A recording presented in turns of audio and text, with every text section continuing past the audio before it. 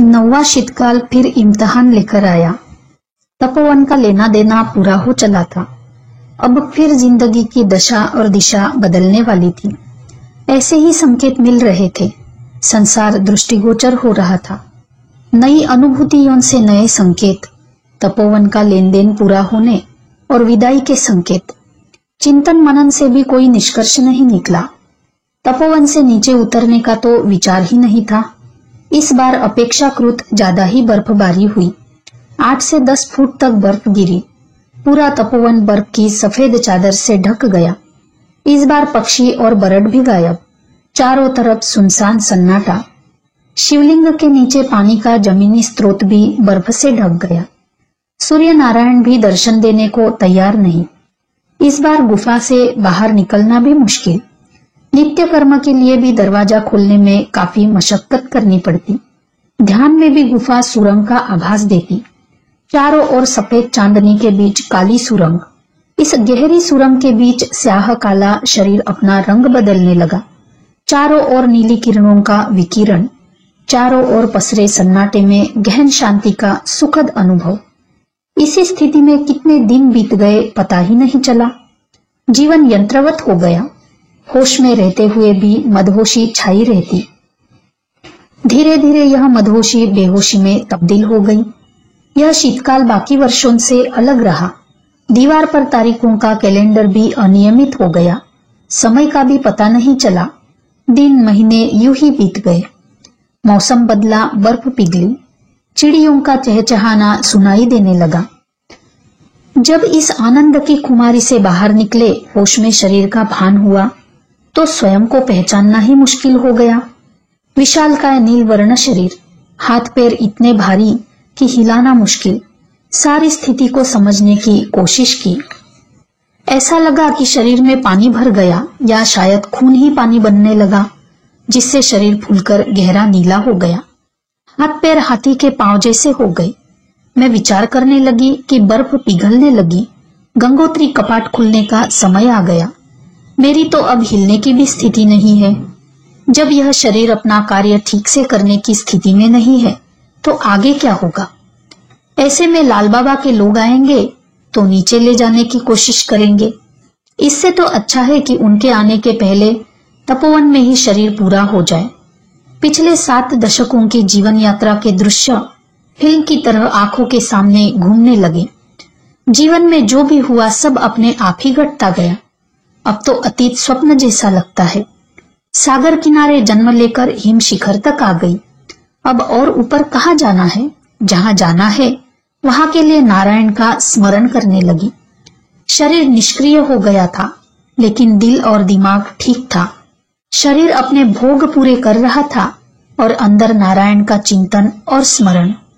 महाभारत युद्ध में जब भीष्म पितामह अर्जुन के बाण से घायल होकर गिरने लगे तो अर्जुन ने बाणों से उनका पूरा शरीर भेद दिया और भीष्म धरती पर न गिरकर बाणों की शैया पर लेट गए। शाम को भीष्म ने श्री कृष्ण को बुलाकर शरीर से मुक्त करने की प्रार्थना की। तब श्री कृष्ण ने कहा कि अभी इस शरीर के शेष भोग बाकी है। उसके बाद कष्ट भी दूर होंगे और शरीर भी मुक्त हो जाएगा। अब गुफा में ही चिंतन करती रही। शरीर के अपने भोग है, पूरे होंगे ही। जो नियति है वो होकर रहेगी। ये सब हमारे ही कर्मों से निर्मित है। कर्मों से ही तो प्रारब्ध बनता है।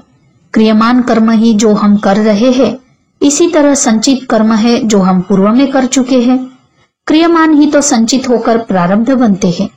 उसका फल भी तो अब इस शरीर को भोगना है। इसीलिए हमें कर्म करते हुए जागरूक रहना है।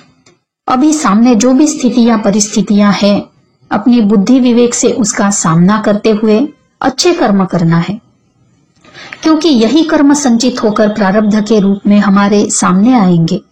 ऐसे में सद्गुरु और भगवान में आस्था और विश्वास हमें धैर्य और शक्ति प्रदान करता है, जो प्रतिकूल परिस्थितियों में हमारा संबल बनता है। जीवन में सुख और दुख साथ रहते हैं। कभी एक सामने दिखाई देता है तो कभी दूसरा। इसीलिए सुख और दुख दोनों स्थिति में हमें समभाव से जीना चाहिए। गर्मियों में जैसे ही पोर्टर सामान लेकर आए तो हमें देखते ही घबरा गए। हम उस समय अर्ध बेहोशी अवस्था में होने से बात करने की स्थिति में नहीं थे। शरीर भी विशालकाय निष्क्रिय सा दिखा। उन्हें लगा कि शरीर पूरा हो गया। पास आने या उठाने की भी कोशिश नहीं की। उसी समय वापस चले गए और भोजवासा में जाकर लाल बाबा को खबर दे दी।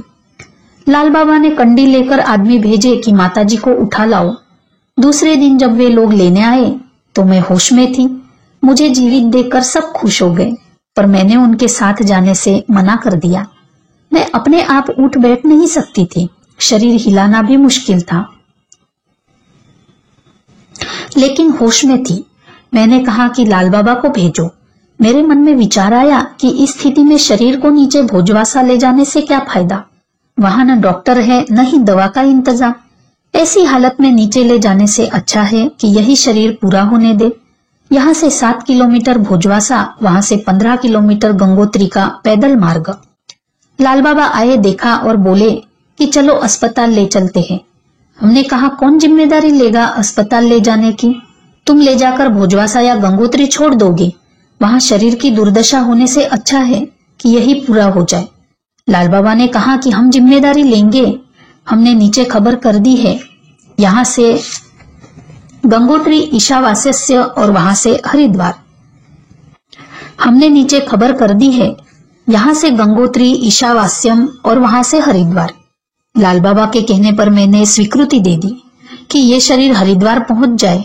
इस शरीर को बड़ी मुश्किल से कंडी में रखा गया और दुर्गम रास्ता तय करते हुए पहले भोजवासा फिर गंगोत्री पहुंचाया। ईशावास्यम के स्वामी जी ने पूरी व्यवस्था कर रखी थी। वहां से टैक्सी द्वारा हरिद्वार के मिशन अस्पताल में भर्ती कराया गया। पहली नजर में डॉक्टरों को भी लगा कि बचने की कोई उम्मीद नहीं है। अस्पताल के डॉक्टर संजय शाह को मेरे इलाज की जिम्मेदारी दी गई। उन्होंने एक गंभीर मरीज के साथ साथ माँ की तरह देखभाल की।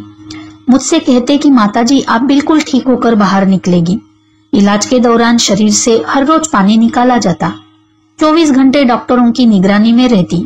हर दिन देखने वालों की भीड़ लगी रहती। आईसीयू में होने से लोग बाहर से ही देखकर चले जाते। स्वामी चिदानंद जी और आचार्य बालकृष्ण जी भी आकर मिले। हर तरह से सहयोग देने की बात की। उनसे मिलकर शांति मिली। चारों तरफ खबर फैल गई कि तपोवन में रहने वाली माता अस्पताल में है। तबीयत डॉक्टरों के नियंत्रण में आने के बाद देखने वालों की भी भीड़ बढ़ने लगी। जो लोग तपोवन में जाते वहां उन्हें पता चलता तो लौटने में देखने आते। जो भी देखता उसे अजूबा लगता। ऐसा लगता किसी और ग्रह का प्राणी आ गया। शरीर फूलकर नीला पड़ गया था। महीनों अस्पताल में रहने के बाद शरीर ने प्रतिक्रिया देना शुरू किया। इस दौरान मेरा चिंतन ठीक रहा, दिमागी रूप से चैतन्य रही। अस्पताल छोड़ते समय डॉक्टर ने सख्त हिदायत दी कि अभी स्थिति नियंत्रण में है, लेकिन यह शरीर अब पूर्ण स्वस्थ नहीं रहेगा। यदि शरीर रखना है तो ऋषिकेश से ऊपर नहीं जाना है। अंग्रेजी उपचार होने के बाद स्वामी चिदानंद जी ने एक वैद्य की सलाह ली। उसका उपचार भी हुआ। मुझे हरिद्वार से ऋषिकेश स्वर्गाश्रम भेज दिया गया। वहां एक माताजी देखभाल करती। वहां भी लोग आने जाने लगे। मैं बेड पर लेटी रहती। लोग देखकर चले जाते, मुझे कुछ पता नहीं रहता। मेरे मन में तो एक ही विचार चलता रहता कि जल्दी स्वस्थ होकर ऊपर जाऊं। यहाँ तो मैं दर्शन की वस्तु बनकर रह जाऊंगी। मुझे तो पता ही नहीं चला कि मेरा एक अकाउंट भी खुल गया। उसमें लोग दान दक्षिणा डालने लगे। मुझे लगा कि मेरे नाम पर कारोबार होने लगा। मुझे कमर्शियल बना दिया गया। स्वस्थ होते ही मैंने लाल बाबा को खबर भिजवा दी कि मुझे तपोवन जाना है। लाल बाबा को भी पता था कि मेरी स्थिति अब तपोवन में रहने की नहीं है।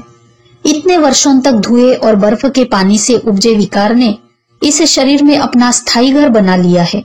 उन्हें यह भी पता चल गया कि डॉक्टर की राय में अब यह शरीर ज्यादा दिन तक नहीं रहना है। लेकिन मुझे आभास होने लगा कि नारायण को अभी इस शरीर से कुछ और काम लेना है। यदि शरीर जाना होता तो तपोवन में ही चला जाता। मृतप्राय अवस्था में यहाँ आना और लंबे समय तक अस्पताल में रहकर बाहर निकलने का कुछ तो मतलब है। मैंने अपना निर्णय लाल बाबा और बाकी लोगों को बता दिया कि इस शरीर का जो भी हो, लेकिन अब मुझे हरिद्वार या ऋषिकेश में नहीं रहना है। मेरे निर्णय के बाद एक दिन लाल बाबा ने आकर कहा कि गंगोत्री के पास धराली में गंगा किनारे एकांत में एक कुटिया है, चलकर देख ले। यदि उपयुक्त लगे तो वहीं रहकर सेवा भजन साधना करना।